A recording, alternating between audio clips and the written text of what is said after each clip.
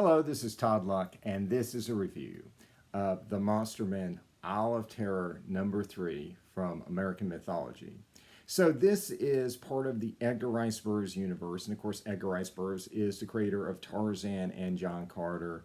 And so American Mythology has been putting out comics of his lesser known works, and this is the last of two comics that have been solicited of that line, and we don't know what happens after that. The writer and editor of this line, Mike Wolfer, has left American Mythology and now works for Edgar Rice Burroughs Inc., where he is doing comics and novelettes and design work and things like that. And that includes comics that are following up on the American Mythology series, and we'll talk about that at the end. So I don't think this is so much an ending. This is the last issue that he wrote for American Mythology, but I think this is more of a pause between things for these characters. But again, we'll talk about that at the end. What we're going to talk about right now is this issue. All right, so let's talk about the cover. So this is by Mike Wolfer, who is also a fantastic artist. And the reason he's a fantastic artist isn't just his rendering, it's not just his composition, but it's also the story he is telling you visually. And that's what I love about his covers. He's always telling you a story. And so this cover follows up on what he did in the very first variant cover he did for the Monster Men comics.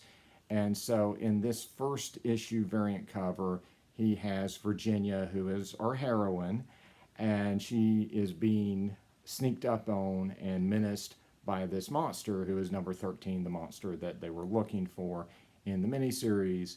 And though she has a gun, it does definitely look like the monster is going to get a drop on her and is going to capture her and all this stuff, right? Very menacing, kind of denoting the relationship between these two characters at the beginning of the series. And this shows the relationship between these characters at the end, right? Number 13 has grown a lot. He's now kind of allied with the heroes. They're fighting side by side. He's helping protect her. She's fighting off the bad guys. And so it really is kind of cool to see, this kind of full circle visual on the covers. I do wish Royale Martinez, who does the interiors, also had a cover. This really should have been a variant cover like this one was. But I still like the fact that we got to have that kind of visual follow-up there. So let's talk about those interiors by Royale Martinez. I feel like this is a little sketchier than some of his previous work, but man, the layouts are just so outstanding, and just the freaking darkness. I mean, this whole series takes place at night. And it's just really, really cool, and just really captures kind of the fear and the unknown. And there are pages like this that the visual storytelling is so good, they don't even need words. It's just fantastic stuff. And even though Mike Wolfer is no longer there to supervise the comic book being put together, it seems to be put together quite well, and everything reads great, except there is one little possible typo I saw. It reads, they were heading for the beach. They got attacked by you lot. And I think what he means to say right there is probably they got attacked by your lot, I think. But that's a very minor thing, and mistakes have been made in comic books since the beginning of the medium, and they're very common. And, this is just the type of thing you correct in trade paperback, And so this comic is a follow-up to an Edgar Rice Burroughs novel called The Monster Men. And in it, a scientist on a jungle island tries to create artificial men, and of course they don't come out quite right, and so they're monster men. And of course a lot of things go wrong, a lot of people die, and so the survivors of that incident return in this comic series 13 months later in order to see if one of the monsters survived. And of course he did. And so this is, kind of that adventure. They also find other things on the island, including a new batch of monster men who I'm not going to show you in the review because they are so damn cool. I want you to buy this series and experience this for yourself.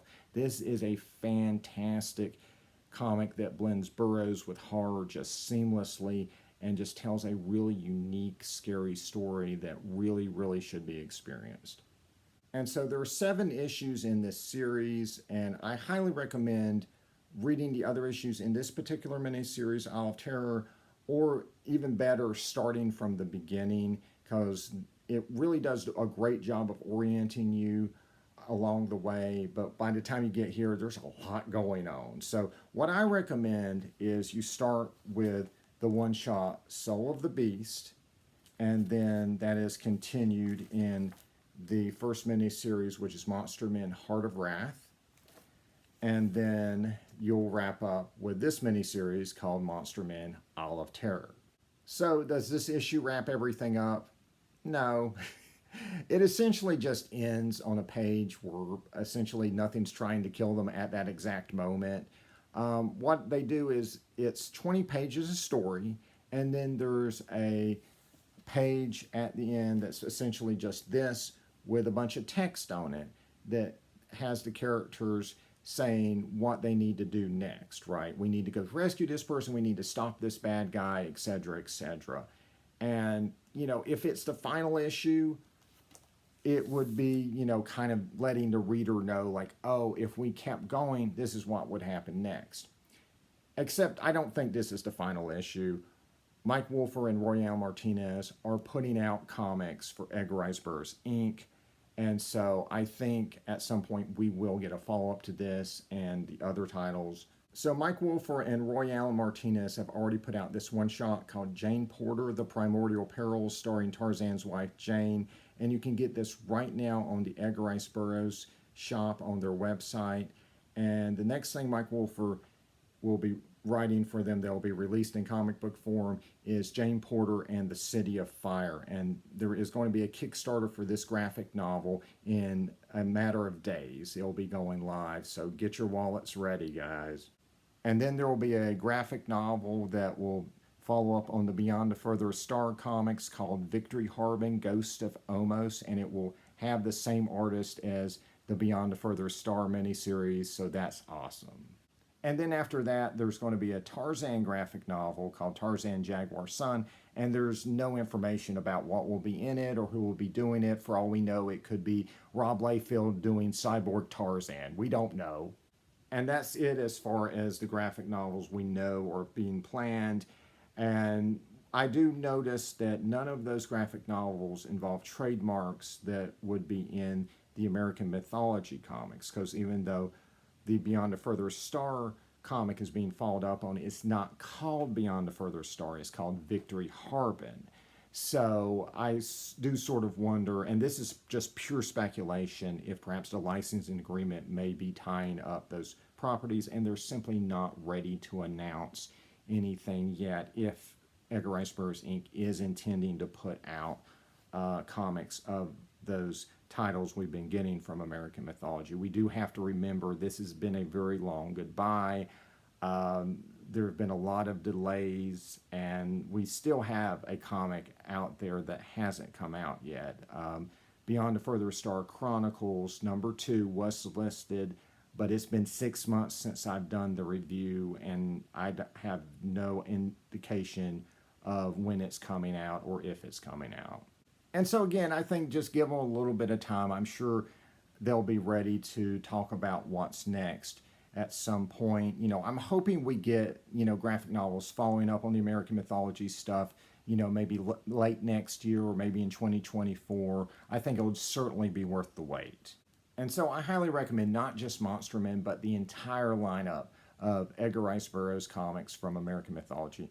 Mike Wolfer has just done a fantastic job of doing these fantastic series that stand on their own, but have these wonderful connections between each other and the novels. And so those series began with The Land That Time Forgot, and then kept going with Pellucidar at the Earth's Core, Carson of Venus, The Moon Maid. Of course, I've already told you about Monster Men.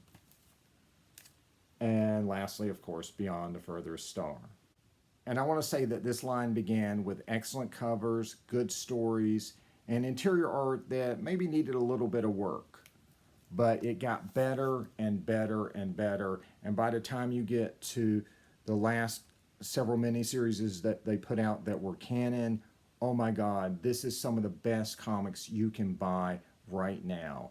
There's such a quantum leap in quality and just fantastic stuff. And everybody involved in these comics really should be very proud of themselves. And I really look forward to seeing what you guys are going to do next.